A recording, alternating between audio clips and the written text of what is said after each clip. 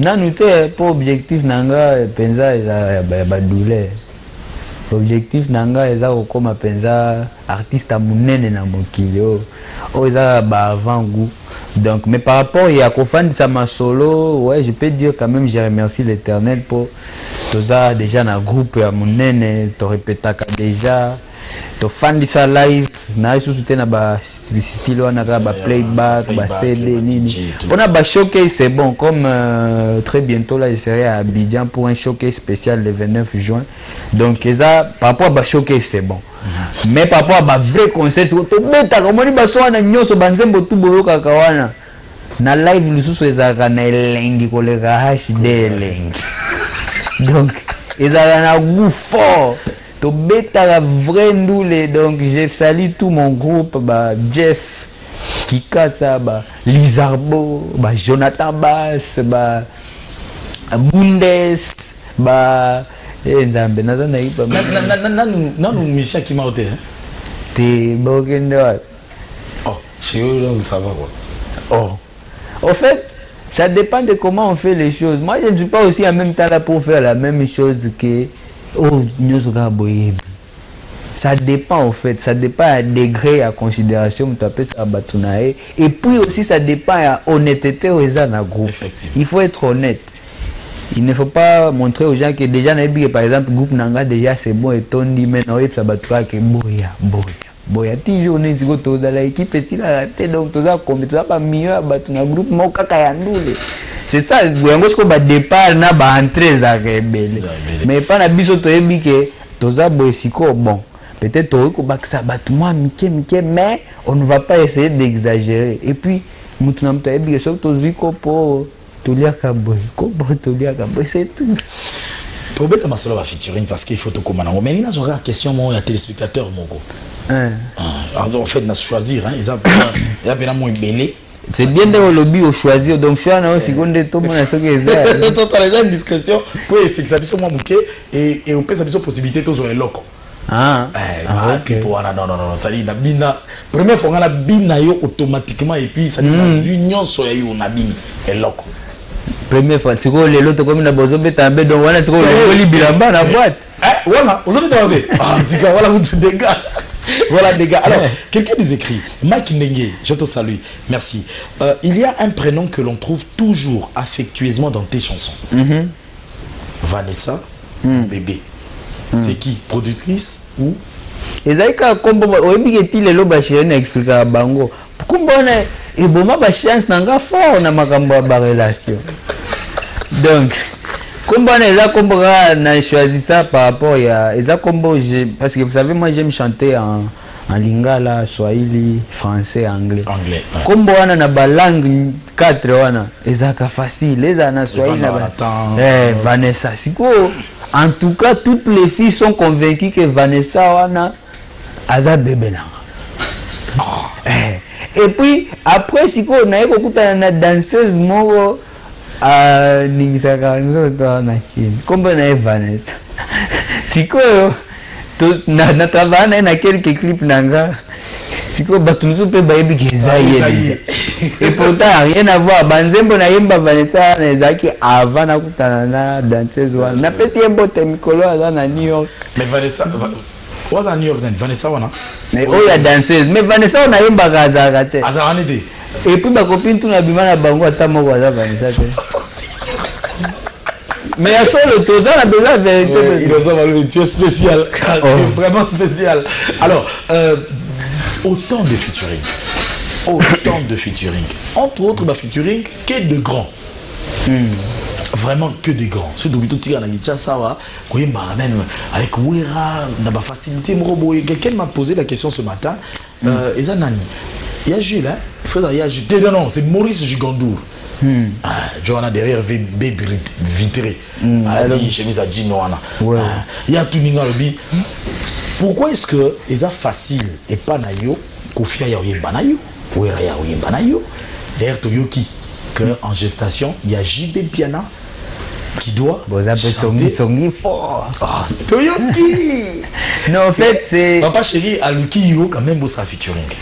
te exacte que à looking à tokutana kinde ngandi na bandai déjà ko préparer vie parce que moi je me dis toujours que oyebi ba collaboration ezaka et apportaka elo moko ya très très positif na musique échange wana et puis stratégiquement aussi quand on choisit bien des featuring par exemple au monique Anzembo en tout cas ce qui na beti yango na vie na ngatel et ko raté donc stratégiquement ce sont des choses qui apportent un plus ndengo yebi.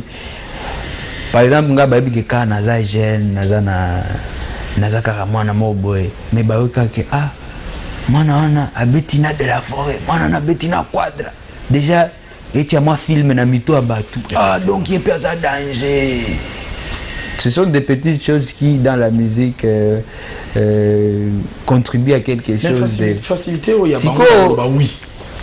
Et ça par rapport à la bonne volonté na bango, c'est pour ça que je suis toujours très reconnaissant envers Bavie Nanga. Et puis ça par rapport aussi à considération, bapé ça musala mwana na bango.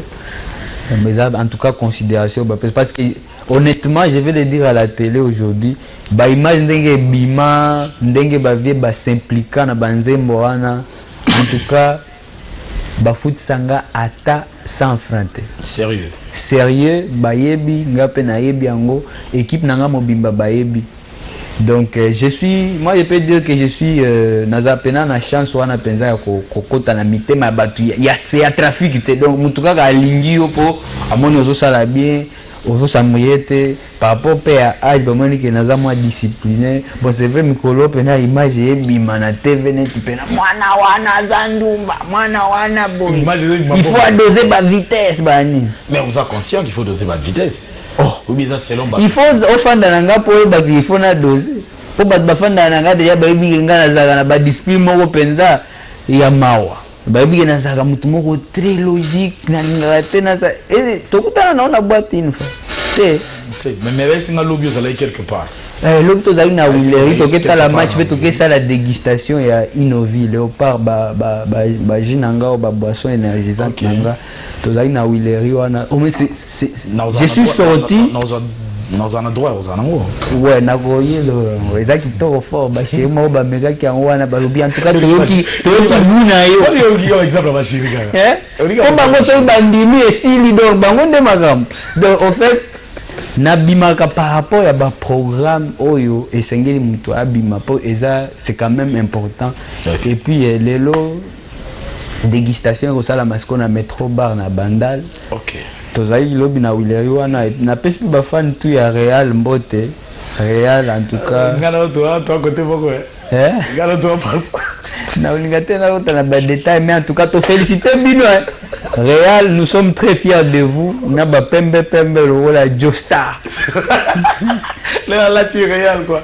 Mais attends, on parle de featuring. Naba featuring wana quelqu'un m'a dit Ngaïti. Docteur Nkoko Fanfan Pierrette qui à partir d'Australie, particulièrement à Melbourne. Qu'on appelle Battle Arabison. Ouais, en direct. En direct à partir de Melbourne. Abi na ba featuring nyo soto sala au senga featuring na Fali. Fali à Boya et puis ça au Kanda. Comment on critiquer partout que musique internationale a raté, a l'accéléré musique. Les locaux tout makambo ya grand frère na biso wana, je me suis dit en tout cas ce qui est tombé boy en tout cas na okota kuna. Po batu so bilelo c'est que okota qui makambo moi. Te po en fait des années batu bazomo na image moko boneti oh garçon wana azolinga soki aluka ba succès na sima mutu tel to na za bongo te. Déjà na usenga mutu featuring to sito yemba kala na 2010 na usenga yesu featuring. Et puis zembo yoka na penzate. Oyebi po ani po ezaki ba projet moko léger ba ipsinga no avant yemba na eko ni fo yemba na artiste moko yeba ni awa siko to ko arranger yango donc nanga na ye na epten batunde ba organiser featuring wana. C'est tout.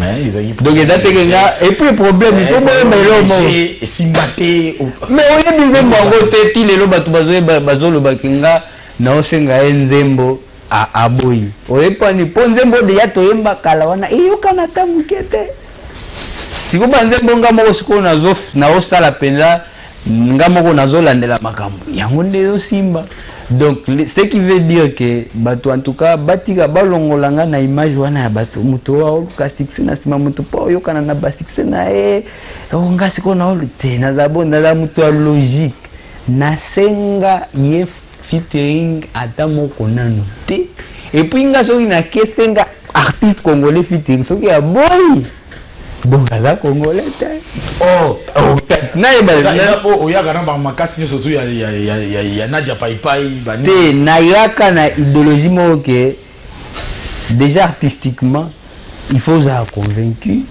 et puis il faut na tia yo à l'aise si ko to ko na makambana ba polémique et tout ça au fait ba problème déjà que mikolo batu tangu bamoni yo zaka proche na muto et puis bazomona biboza sous proche tende ba question na tout yaka sima mais je ne vais pas vraiment aujourd'hui quand même proche na passé wana bien banini tangu siko na bandi obeta basha à succès ba malaise koti banini mais là je me suis dit na okota kuna te to le capo et bi matin que ta na Australie au lieu na Australie ba na obi misakli pas danger lelo ta makambo ba ozongi sanga voilà ça ba na Melbourne. Voilà, je te salue docteur Franfran Pierrette Coco Kimbondo. Merci de soutenir cette émission particulièrement à Paris. Merci de nous suivre Blachot Christelle Blachot, moi aussi à Pembe. Merci de manager cette émission. Merci de vous salarier sur Yofungoli TV parce que vous avez Orao TV. Donc vous avez un décodeur Orao TV, donc vous facilitez la communauté congolaise. Les lots, par exemple, on a Inosbi sur le plateau de HDLNG. Là, je m'en vais directement en Afrique du Sud aussi pour penser comme cela à Nicole Bego. Merci à toi Nicole Bego, merci à Nadia Kabeya qui est en train de me suivre en Afrique du Sud, et à Londres, on va directement dire merci à Niki Atundu. Merci de suivre. Et à Londres, on peut aussi dire bon dimanche à Nadia Paipai, Lady Nadia Paipai avec LNTV. LNTV, et là chez nous, ils ont ça la promotion et la musique congolaise. Donc Visio Azaki Nango Awa, même quand on travaillait ensemble, malgré qu'il y avait des petits soucis, mais contact les ongi normal. En tout cas, Nazoland de la Maramba LNTV, zo boosté bisognon sona bajen en tout cas c'est très bien. Donc on peut se bon dimanche. Je n'avais pas l'information que Nadia était derrière ça. Je viens d'apprendre. Mais LNTV, ça, Lady Nadia TV. Ouais. Là, je vois. Alors, nous allons entrer en image, te revivre. Hein? Bac. Hello. Après, tu as ce qu'on met à Bassoya. Allez, voilà, un featuring vraiment hors quand même. On a notre bine à goûter à la plateau. Na c'est peli fort. Il y a ça. Il y a des Hispaniques, moi, il y a nazo exhibé badance na ngatu na kiti ka. Où ça la Afrobeat, Afro-Congo, na yoki yango mutumo a komenga ibisinga lobi ayoki les teta, c'est un journaliste. Ayoki les teta, mais alobi mais les teta on dirait ça Afrobeat té. Oh, différence aux amis Afro-Congo, Afrobeat. Nga na salaka Afrobeat té. Naza artiste ya Afrobeat té, naza artiste ya musique congolaise, nga nazo benga Afro-Congo. Donc Afro-Congo eza musique congolaise, siko na ocha ba sonorité à libanda. Mingi Afrique, parce que nous avons une musique très large en Afrique. Yango batu bazoko kate ko différencier yango po eza na logo nazo ya nango eza logo ya moi kisika nango eza na kati. Donc so yoki nzembo na beteli le docteur Jeff Njadi que je salue, bon dimanche belé. Nzembo wana en tout cas d'abord on a remercier parce que c'est pour la première fois que j'ai chanté, j'ai dédié une chanson à un mécène, il y a Level Naï. Donc vrai nzembo, vrai cachet. En tout cas par rapport au début, il faut toujours être sérieux dans la vie pour battre balandaka biso toleka kana télé. Soki nazaki léger avant na banda koluka ba $500 na embela batu banzembo ba $1000. Bon mona yango de valeur na. Mais le docteur pour la première fois en tout cas na bandi bien makasi. Donc, en tout cas vrai nzembo, vrai cachet. Et puis botala siko impact nango première fois ba yembela mutu nzembo ya ba genre na biso ya Afro-Congo waniko lelo nzembo lelo pusana pembeni na ngai ye ndima na ye biso na litoi ye buka lelo lamba lelo buka lelo namoni yo lelo naloba yo lelo nalangwa yo lelo kozeliso te pesanga loboko tokata nga babolingo jefi njadi buka lelo donc Zembo une chanson vraiment que j'ai appréciée. Zembo en tout cas beaucoup de choses impact nango pour déjà et obima en exclusivité sur à partir à lobby lundi na chaîne Nabiso ils ont identifié musique congolaise oh ils ont full la musique congolaise mikolo trace kitoko donc tu as peine trace Nabiso déjà ça les mis ouais nous sommes après donc tu là normalement Zembo il partout le 1er juin mais par rapport à respect à média Nabiso n'a pas si exclusivité na chaîne dédiée à la musique congolaise trace kitoko oza biso ezo fou la penza batutu génération nyonso le loza te zu makambo ba o toko imaginer soki ozo beta beza numéro 1 ba otiango numéro 1 et là te bo te yaza mwana botiana no baba te abeti bien Nzembo na eza numéro 1 soki ya mususu pe abeti bien pe ozala voilà. Oui, nous sommes qui gagnent ce que soutient. Et là, donc 131 des chaînes Nabiswana na Canal Plus, donc ba rappeur, ba DJ. En fait, ce sont des choses où ils rêvent. On appelle ça qui rêvent, parce que on sait voir les meilleurs quand ils sont au milieu de millions de personnes, des milliers d'artistes et tout ça. Mais jamais tu vas être meilleur et pourtant il y a des batailles à la télé. Donc on est égoïsme. Il y a des chaque dimanche na ba émission, il y a des éléments les kaka. Donc on est les premiers, on est des privilégiés.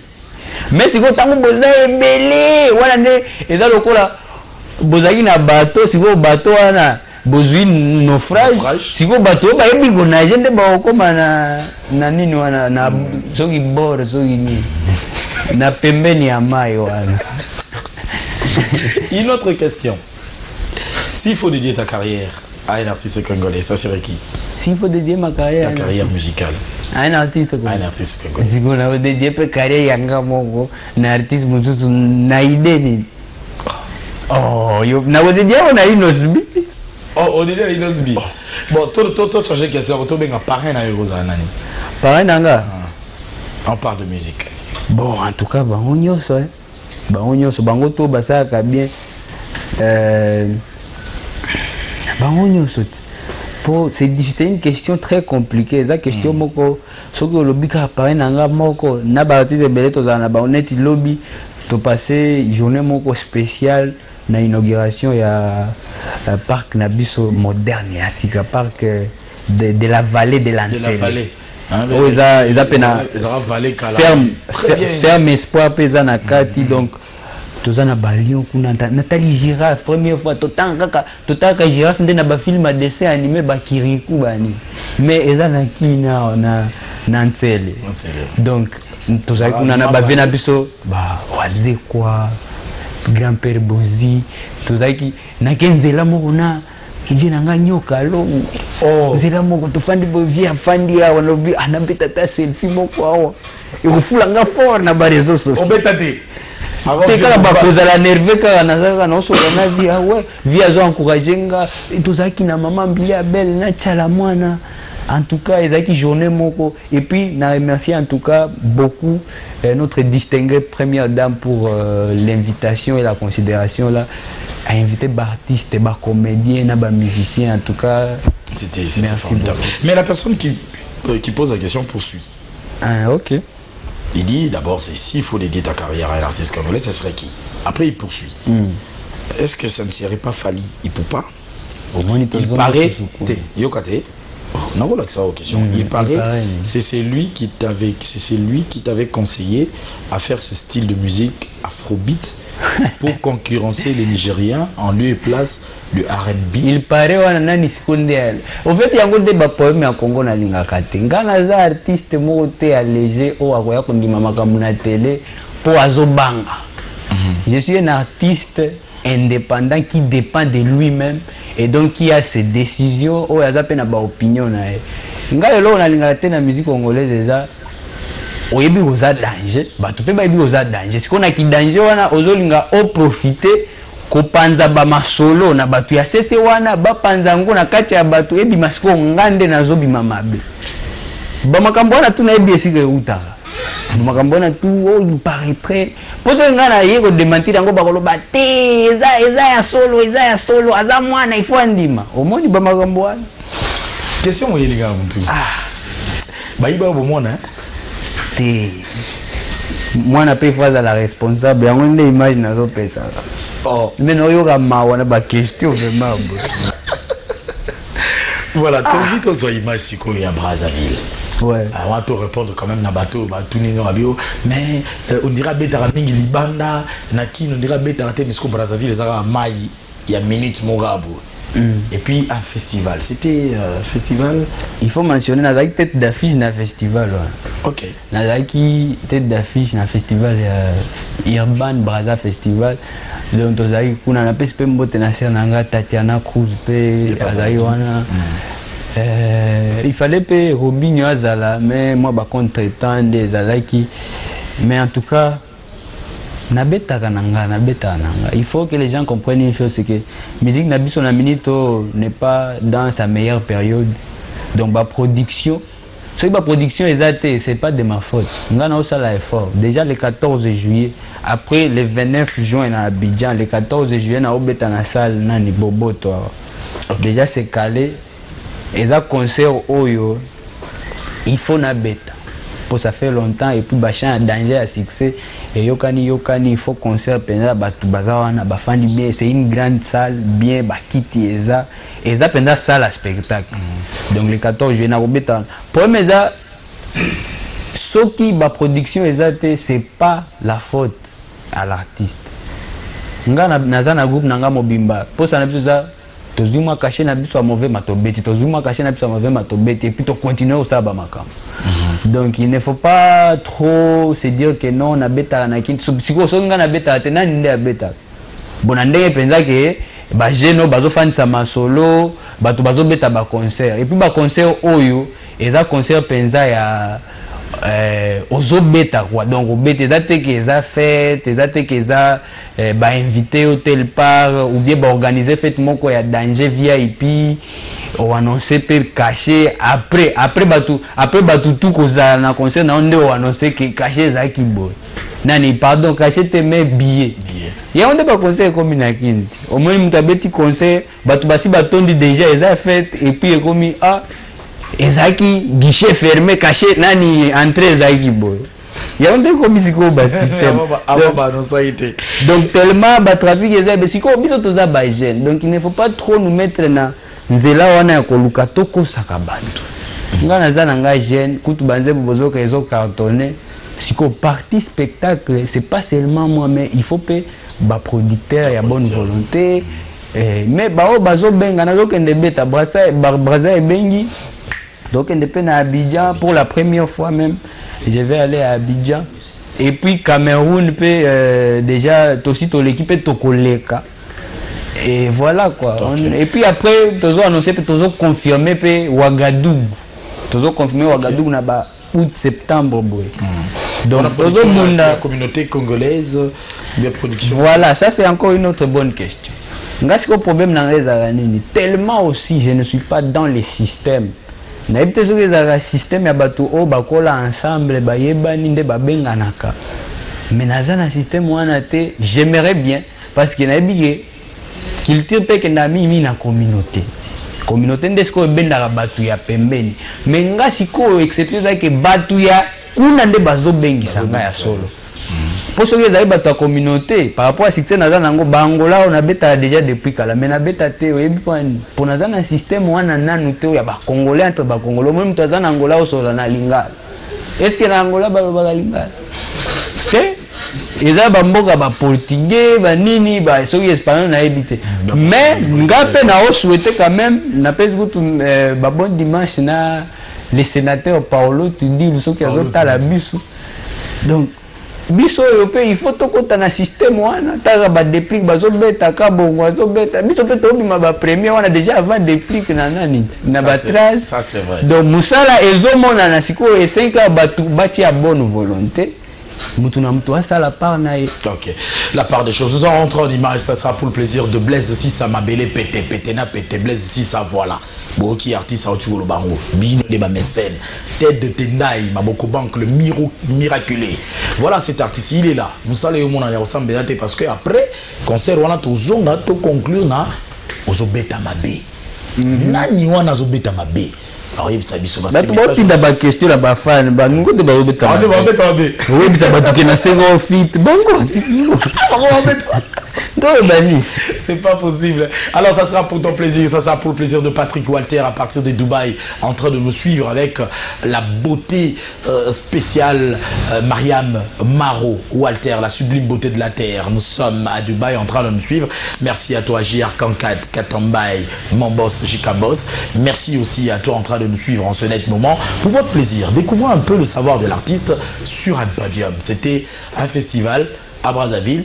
Et il en était. Voilà, donc de retour sur ce plateau, je vous avais dit, il fallait voir le savoir de l'artiste sur un podium.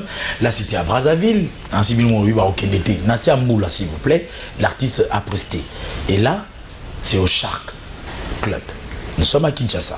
Donc, l'artiste se produit réellement pour répondre à la préoccupation de ce téléspectateur qui parlait des productions. Et j'ose croire que les propos de l'artiste a si bien illustré. Les producteurs, vous êtes là, mais écoutez, faites-vous savoir pour que ces artistes soient boostés derrière vous, comme le fait si bien le très spécial président Gabriel Chabani. Un record. Ozo Betamabe. Nani o Betamabe. Eza nzembo eza na texte, eza na lingaka na passer message moko sans polémique, message to viva lelo donc vie to vivaka. Lelo vie sociale batu babeta mabe ko tshela na bakale ko passer baninga te olinka ko zala wana égoïste yo monko nde lobby ti lobby. Chorégraphe nous alani. Ngamoko. Chorégraphie wana botali na clip wana bandeli tisuka na travailler ndesiko na groupe moko na kini ya danger. Tamba top model. Yom to kobi texte ou bien parolier azalaki. Ezaki ba idéo to partager ki na parler mo na respectaka makasi. Comme na ekudia lelo ku première fois na tangi kombo na kudia mais eza ngana travailler mingi na style ya ozana ba idée na zape na ba idée to tient ensemble et puis c'est la chanson el bosso to sala bongo banzembo msusu ebele na sala kanga mingi na Jizo boyebi Jizo l'arrangeur qui joue la musique congolaise du futur.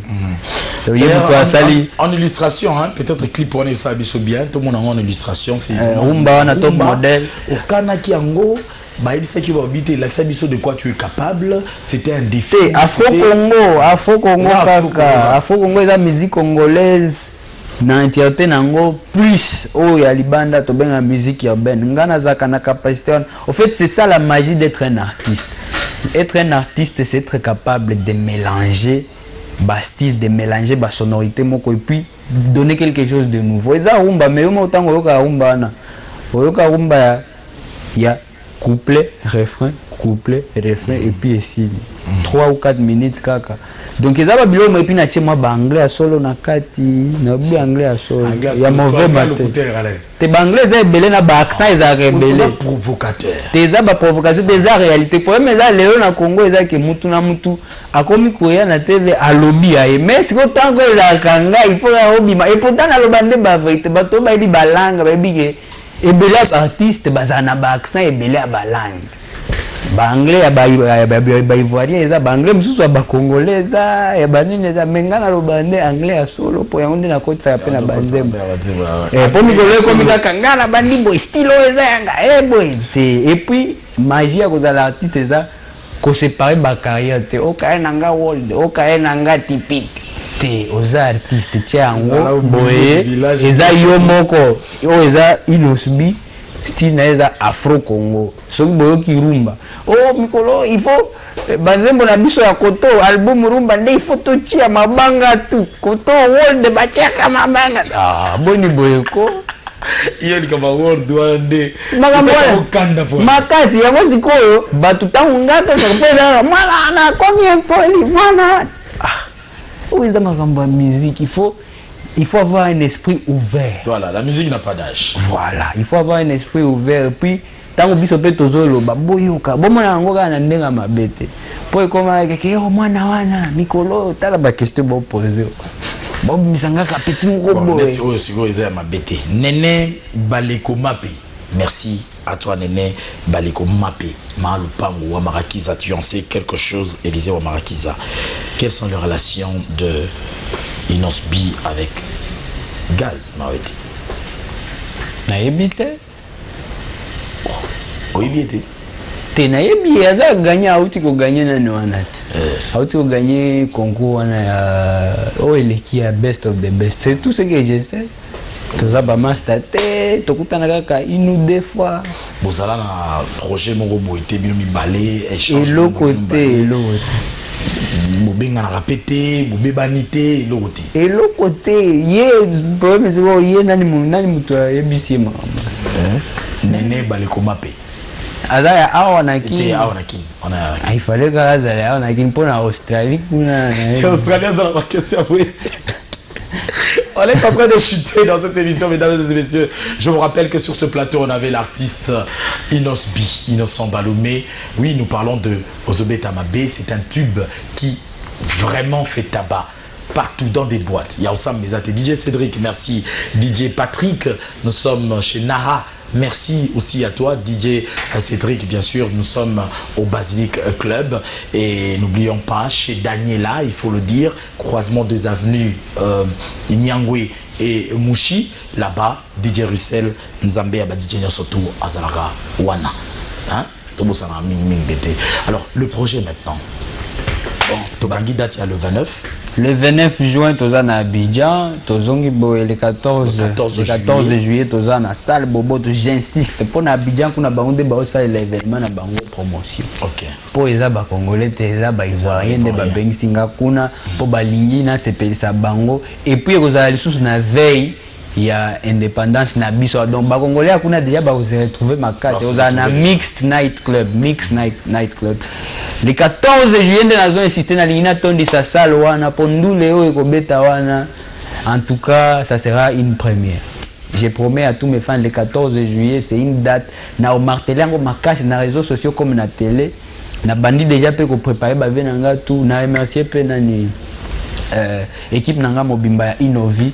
Il y a ba boisson nanga ou il y a compagnie nanga agroalimentaire ba dégustation déjà to bandi donc lobi to zaki na Willery na 155 lelo dégustation ça na métro bar et puis ba programme sous ce kolanda to sous na ba touche de piment ba boîte belé msusu to d'ailleurs le lobby 155 j'en profite excusez-moi de souhaiter un heureux anniversaire au patron du 155 c'est monsieur Bati Mundoufeti et moi j'aime l'appeler le roi. Monsieur Bati Mundoufeti le roi. Il est né un certain 25 mai, donc on a Noël et Bakimbaniste.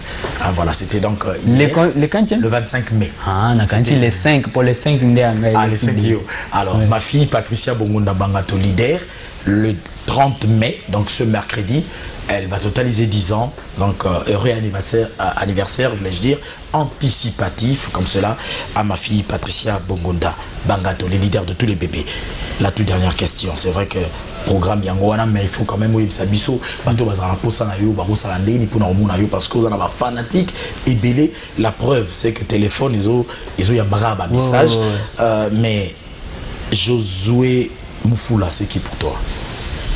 Nani m'a posé question.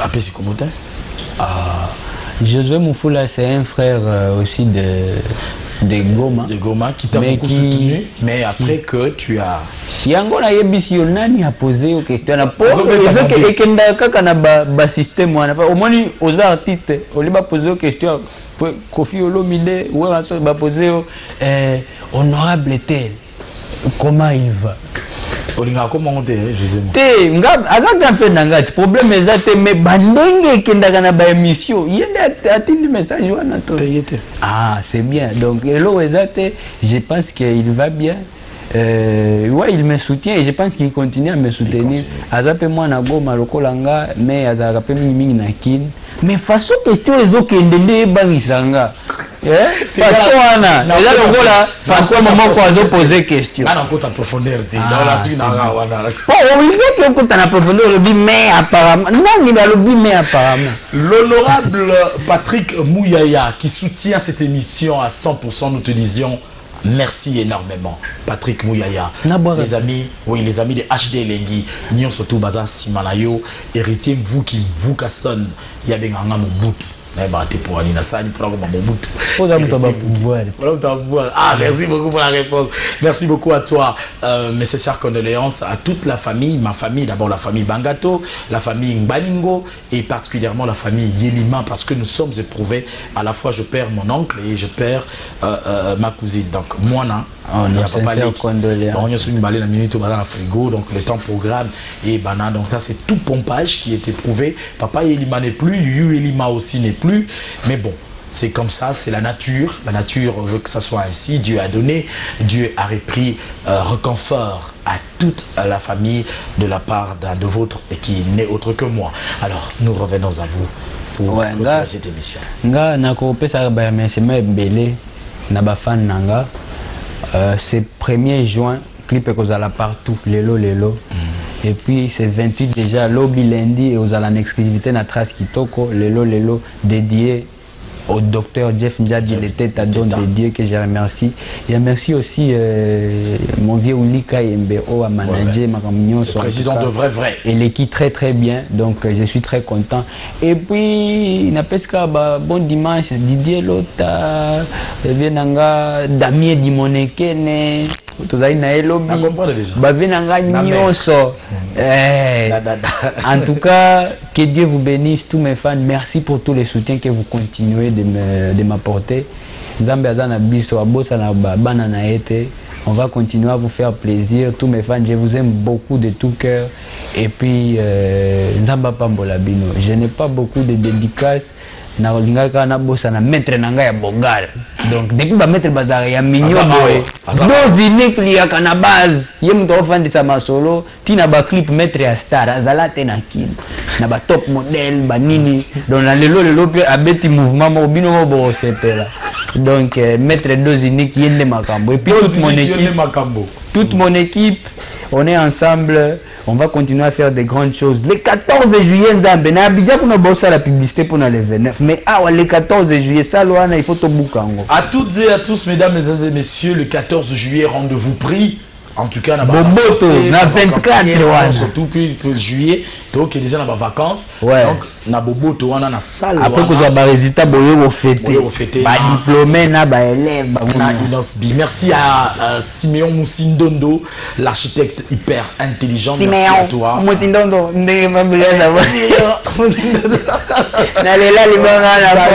voilà, merci à vous, merci à Yawili Moucheni, on était là, tu étais éprouvé, on a mis en terre maman, c'était hier. Merci à tous les amis aussi qui sont venus soutenir Yaouli Mouchini. J'ai vu le Bogard, j'ai vu le Kwada Koraman était là. Il y a vraiment des artistes là. Question-réponse. Ça dit Moutassa, il a c'est la payée. Collaboration, on les a rendus vraiment des mois. On somme de cœur, Yaouli Mouchini. Mesdames et messieurs, nous vous disons merci. Innos Bi était vraiment au rendez-vous et à la hauteur. Nous lui disons aussi merci. On se retrouve prochainement avec d'autres invités. Mais dites merci si vous avez aimé cette émission. À la réalisation assurée de mettre par NL Didi Iba Agla. On a 3 identifiants pour nous le Moutoumoko. On a évité photo ça à la réunion, tout le monde a 2. NL Didi Iba Agla, mon réalisateur. Merci à toi. Iba Agla. Et voilà ça rapide. NL Dédé. Voilà, merci à lui. Merci à Papi Mandé qui est le véritable PM qui était comme cela à la régie finale. Merci à Maurice Gandour qui nous a assisté. Merci à Freddy Kipimo, l'assistant réalisateur ravi. Et merci à Jules Tupampa qui était derrière les 3 caméras. Romain Mayele, Nabo Saniote, on a croisement des avenues couloirs, na Oshwe, boîte premium, là-bas Romain Mayele, Assir, Galor Kanza. Tu es toujours là, de cœur, ici. On se retrouve à minuit pour la